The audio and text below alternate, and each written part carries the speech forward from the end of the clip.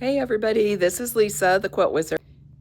In my last video, I showed you precise placement for heavily nested patterns using 4-point placement.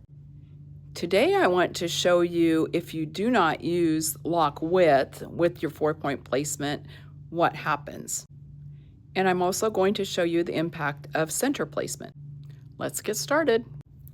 I have this spinning daisy pattern on Lucy here, and I'm using 4-point placement. I've placed my A point, but this time I am not going to lock width and show you what happens with the pattern when we set the B point with lock width turned off. This is my B point, but I'm going to exaggerate this for this video.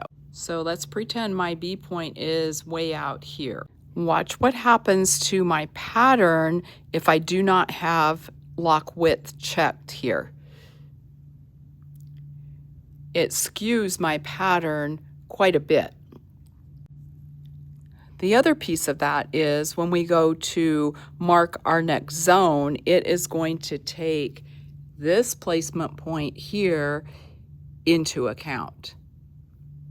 If I check lock width, even if my placement point was way out here, it still is going to keep my B placement what the original width was that was set in my pantograph setup.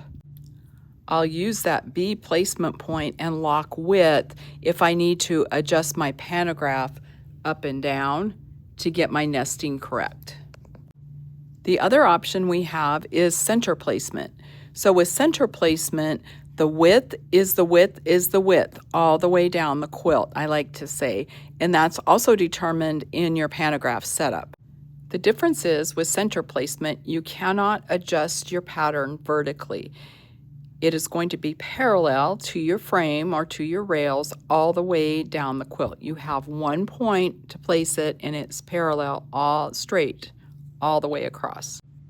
So those are some of the differences between 4-point and center placement and why you would use each of them.